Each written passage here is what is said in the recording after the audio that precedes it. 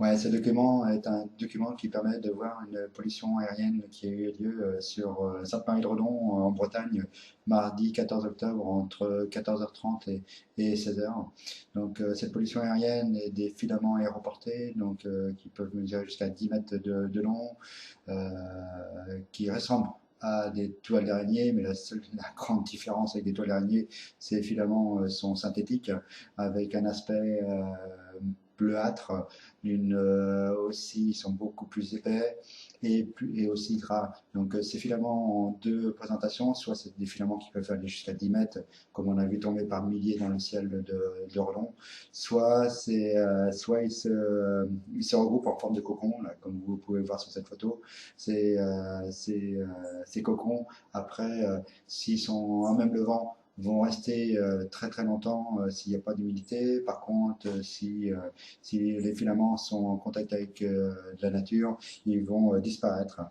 Donc la première démarche, ça a été d'amener à la gendarmerie pour pouvoir faire la déposition. Après, on a pu constater que ces filaments ont été retrouvés sur différents lieux, à Redon, à Sainte-Marie et à Bain-sur-Oust. Donc on a pu prendre des différentes photos de ces éléments-là.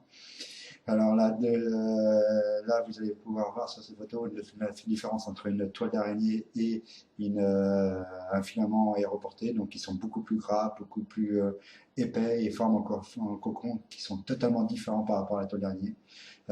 Donc, la première démarche a été de rechercher sur Internet. On a pu voir le même phénomène sur Angers et sur le sud Mayenne.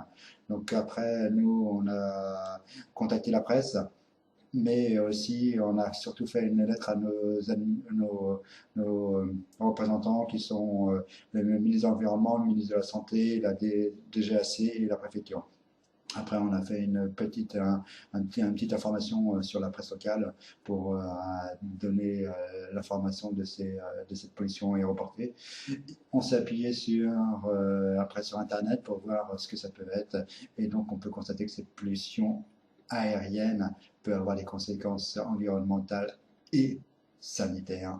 Donc, soyez vigilants et regardez cette